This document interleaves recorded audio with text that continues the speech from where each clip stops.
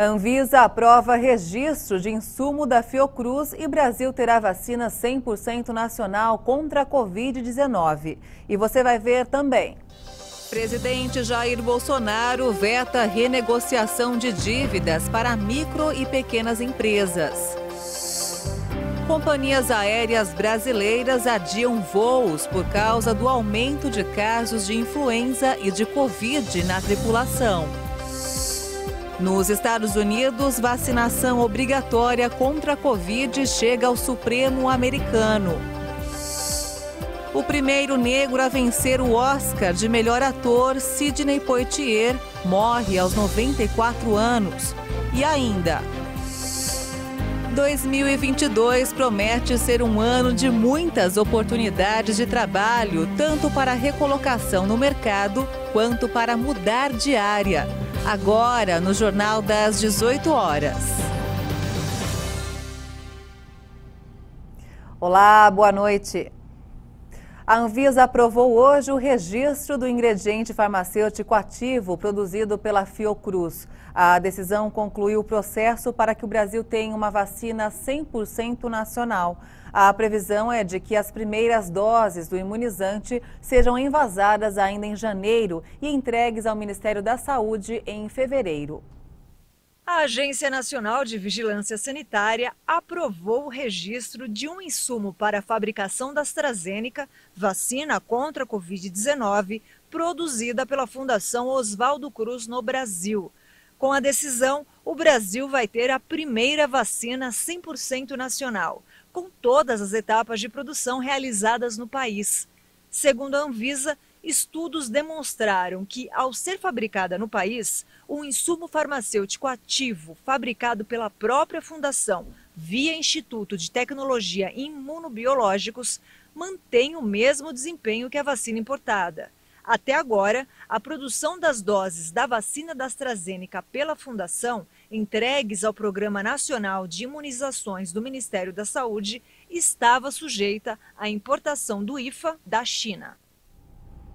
E após autorizar em dezembro o uso do imunizante da Pfizer contra a Covid em crianças de 5 a 11 anos, a Anvisa analisou hoje o pedido do Instituto Butantan para aplicação da Coronavac em crianças e adolescentes de 3 a 17 anos. A Anvisa realizou uma série de reuniões sobre o assunto dividida em 3 etapas. A primeira contou com a apresentação de estudos de efetividade feitos pela Fiocruz. Os dados também foram debatidos por especialistas externos convidados pela Anvisa, tais como representantes da Sociedade Brasileira de Infectologia, do Departamento de Infectologia da Sociedade Brasileira de Pediatria, da Sociedade Brasileira de Imunologia e da Associação Brasileira de Saúde Coletiva. A equipe técnica da Anvisa se reuniu ainda com o Instituto Butantan, técnicos do Chile e da Sinovac, farmacêutica chinesa que desenvolveu o imunizante. Os encontros são um passo na análise da vacina e os dados apresentados representam um avanço nos trabalhos, comunicou a agência reguladora. O Butantan, fabricante da Coronavac no Brasil, pediu autorização da Anvisa para o uso do imunizante nesse público no fim do ano passado, mas à época a Anvisa cobrou mais dados do Instituto, afirmando que os fornecidos não eram suficientes para a decisão. No Brasil, o imunizante da Pfizer é o único aprovado para uso pediátrico. E nesta semana, o Ministério da Saúde anunciou a inclusão do público infantil no Programa Nacional de Imunização. No dia 13 de janeiro está prevista a chegada da primeira remessa de 1.200.000 doses no imunizante específico para crianças no Brasil. Um levantamento da Saúde Digital Brasil, associação que representa empresas de telemedicina, mostra que do começo de dezembro até o Natal eram registrados 7.000 atendimentos por dia, em média, para casos de síndrome gripal e Covid-19. Entre o Natal e o Réveillon, esse número mais do que dobrou e em 2022 o número saltou para 40.000 por dia.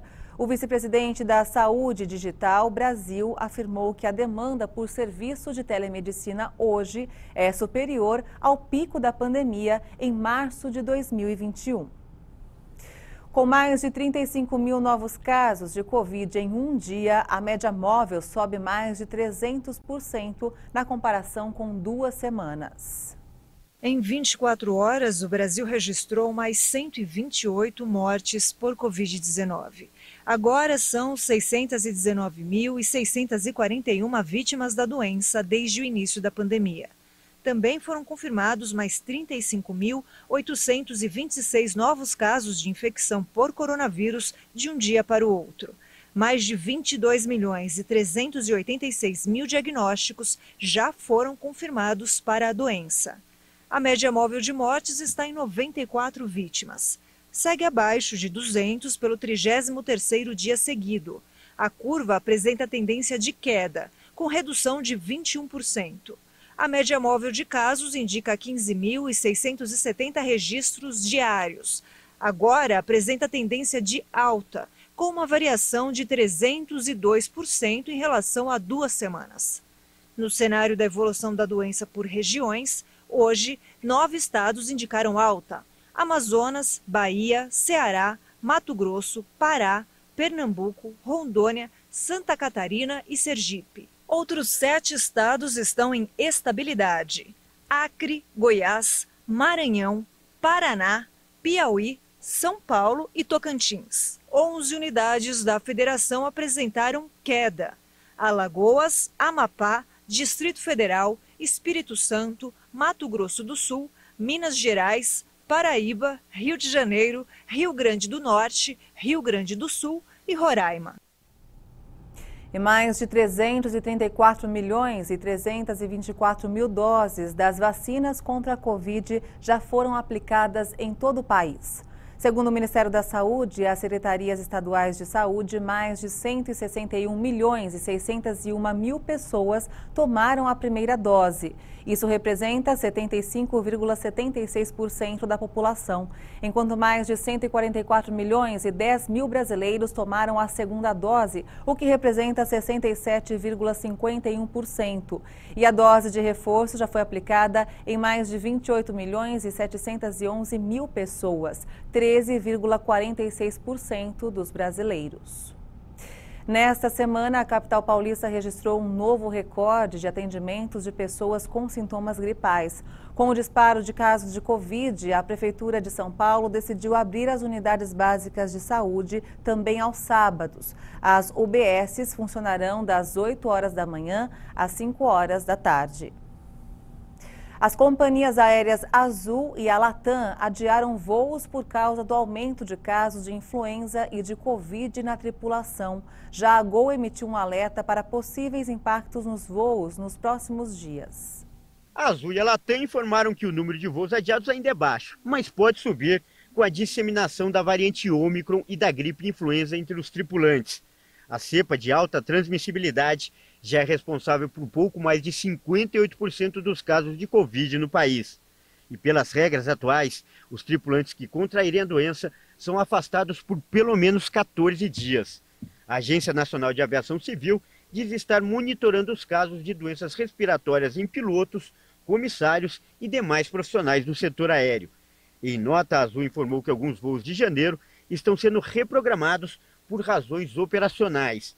A companhia diz ter registrado um aumento no número de dispensas médicas entre os tripulantes, mas a empresa ressalta que a maioria das operações da companhia está funcionando normalmente. A companhia diz que os clientes impactados estão sendo notificados das alterações, reacomodados em outros voos da própria companhia e recebendo toda a assistência necessária.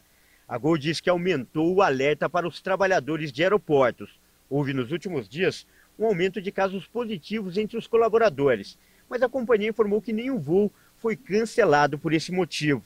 Os funcionários que apresentarem resultado positivo estão sendo afastados das funções para se recuperarem em casa com segurança. O presidente Jair Bolsonaro vetou integralmente o projeto que previa a criação de um programa de renegociação de dívidas para microempreendedores individuais, microempresas e empresas de pequeno porte, enquadrados no Simples Nacional. O veto foi publicado hoje no Diário Oficial da União. O projeto de lei instituiu o chamado HELP, o Programa de Reescalonamento do Pagamento de Débitos no âmbito do Simples Nacional. A legislação criaria um novo programa de refinanciamento de dívidas às micro e pequenas empresas, com perdão de multas e encargos. o setor acumula dívida de 50 bilhões de reais. A decisão foi tomada depois de consultados o Ministério da Economia e a Advocacia Geral da União. A proposição legislativa incorre em vício de inconstitucionalidade e contrariedade ao interesse público, uma vez que, ao instituir o benefício fiscal, implicaria em renúncia de receita, diz o despacho presidencial. Bolsonaro afirmou que, sem a compensação financeira, o texto fere a lei de responsabilidade fiscal. A adesão de empresas do Simples Nacional ao chamado novo Refis foi aprovada no Congresso Nacional em dezembro. O texto permite que todas as empresas que tiveram queda de arrecadação em 2020 na comparação com o ano anterior sejam beneficiadas, e não apenas as que foram diretamente afetadas pela pandemia. O projeto estabelece o corte de 90% dos juros e de 100% dos encargos. Ainda permite o pagamento do restante da dívida em até 180 meses. Os vetos presidenciais são analisados pelo Congresso, que tem o poder de derrubá-los. Se isso acontecer, o projeto vira lei. E você vai ver ainda nesta edição, nos Estados Unidos, a vacinação obrigatória contra a Covid chega ao Supremo americano. E ainda, o primeiro negro a vencer o Oscar de melhor ator, Sidney Poitier, morre aos 94 anos. Os detalhes em instantes, até já.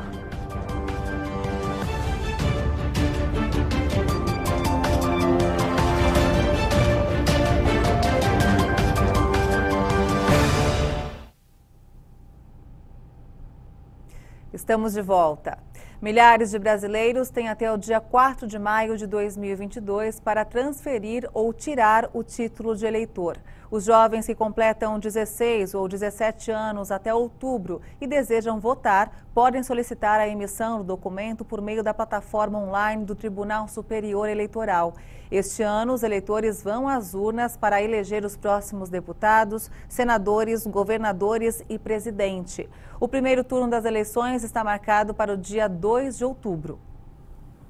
Janeiro chegou e com ele chegam as contas de início de ano, que inclui o material escolar. Mas é preciso ficar muito atento aos preços, porque um levantamento divulgado pelo Procon São Paulo revela que a variação pode chegar a quase 400%. A pesquisa realizada entre os dias 7 e 10 de dezembro de 2021 analisou valores de vários itens da lista de material escolar em 8 sites de compras do país. A variação mais significativa foi da caixa de massa de modelar de 6 cores de uma mesma marca, que chegou a 381,11% entre uma loja e outra.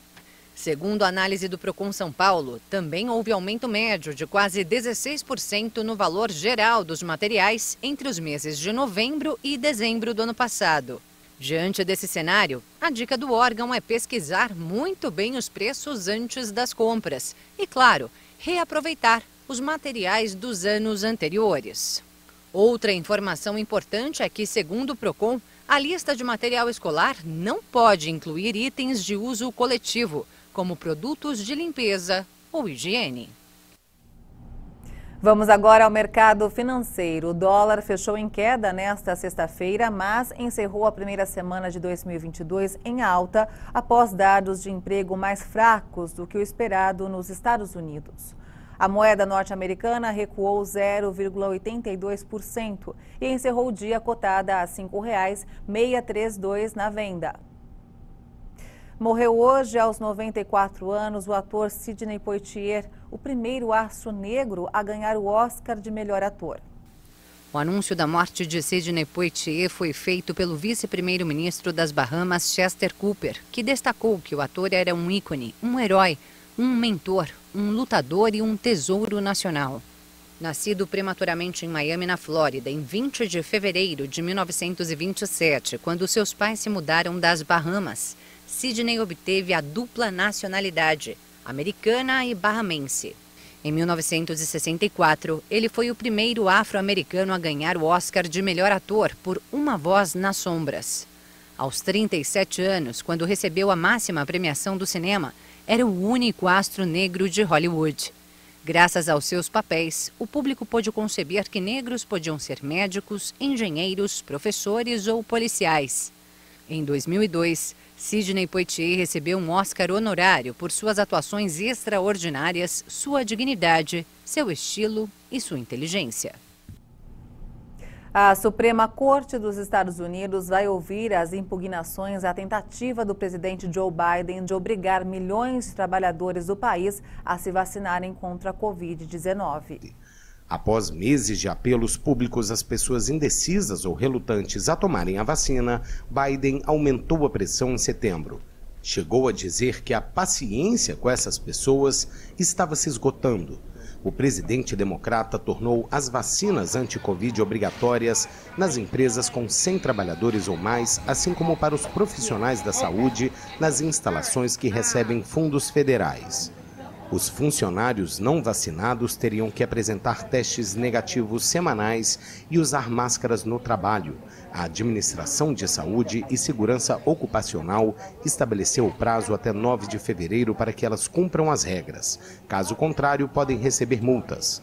Agora, a mais alta instância do Poder Judiciário americano, de maioria conservadora, realiza audiência especial para decidir sobre uma vacinação obrigatória mais ampla. Uma decisão é aguardada em poucas semanas. A obrigação de vacinação para profissionais da saúde afeta cerca de 10 milhões de pessoas.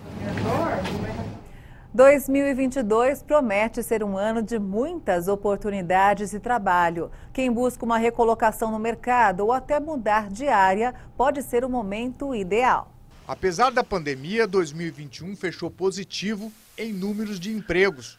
Os dados da Funtrab, Fundação do Trabalho de Mato Grosso do Sul, revelam 4.500 novos postos de trabalho em Dourados. E este ano promete ser ainda melhor. 2022 deve ser um ano promissor para a geração de empregos. O relaxamento das medidas restritivas tem aumentado a confiança dos empreendedores e, consequentemente, criado novas vagas de trabalho. O diretor da Funtrab no município está bastante otimista quanto ao aumento de oportunidades de emprego para os douradenses. Ele acredita que alguns setores terão até dificuldade em conseguir mão de obra qualificada. Vai ser um ano que só temos a crescer realmente, porque, primeiro, nós praticamente saímos já da pandemia. A gente vê o município de Dourados hoje uma crescente muito, da questão da industrialização, do próprio comércio. Hoje, para alguns setores, falta mão de obra. Geraldo Salles alerta as pessoas que buscam por um emprego a cuidar das redes sociais, porque os recrutadores estão levando em conta o ambiente virtual do candidato. É uma ferramenta que a pessoa tem na mão, agora tem que saber usar bem também essa questão da rede social, né? Colocar as coisas objetivas, não colocar algumas coisas que não deve, que isso aí acaba, às vezes, em vez de ajudar, acaba atrapalhando. Então, o comportamento dele na própria rede social significa o quê? Um comportamento no futuro emprego também. Essa psicóloga do trabalho também dá algumas dicas sobre o que a pessoa precisa saber antes de buscar uma recolocação no mercado. É importante conhecer o mercado de trabalho, entender quais são as características, o que está em alta, né? O que as especificações das oportunidades estão exigindo, fazer esse estudo mesmo. E acho que, segundamente, questão de network. Fazer conexão com pessoas da área, conhecer um pouquinho, né, dos gestores, dos recrutadores que estão no momento, né, no auge das vagas, das oportunidades. E aí acho que partir para a questão de personalizar o currículo para a vaga esperada ou para a área que tem desejo em ingressar. Então é importante entender essas características e pontuar no currículo para que não seja uma forma generalizada, porque aí o recrutador não entende a sua recolocação como um momento próprio. Então, como você já está trabalhando, você precisa especificar que você quer mudar de área, que você tem interesse em uma estabilidade maior financeira, enfim, identificar, acho que esses pontos é muito importante. Ana Paula explica que o candidato pode usar algumas ferramentas para fazer chegar seu perfil ou currículo até o empregador desejado. Uma das ferramentas que pode auxiliar é as plataformas digitais, como o LinkedIn, né, as plataformas também que divulgam vagas e oportunidades, que você pode cadastrar gratuitamente o seu currículo e aí acompanhar. E uma das ferramentas também que facilita esse processo de inclusão e recolocação é realmente enviar nos grupos, né, via WhatsApp também. Hoje em dia tem várias formas de conectar com pessoas que estão ofertando possibilidades. Ela orienta ainda como a pessoa pode fazer um bom currículo e se destacar. Colocar no currículo, basicamente, as suas áreas de atuação, algum marco importante, um case de sucesso que você teve na empresa que atuou. Então é importante colocar esses dados para que a pessoa realmente veja ali um pouquinho da sua carreira. E também ter uma boa organização nesse currículo. Então ter datas para a pessoa se pontuar e entender ali qual que é o período que você está e também entender mais o que te motiva a buscar uma recolocação. E é importante descrever cursos, trabalhos voluntários, tudo que foi voltado a qualificar você para aquela função que você está buscando no momento. Por conta da pandemia, muitas profissões e setores estão passando por mudanças. E se atualizar é importante para o candidato conseguir se adequar à demanda do mercado de trabalho. Os finalistas dos prêmios de melhor jogador do ano da FIFA, feminino e masculino, foram anunciados hoje.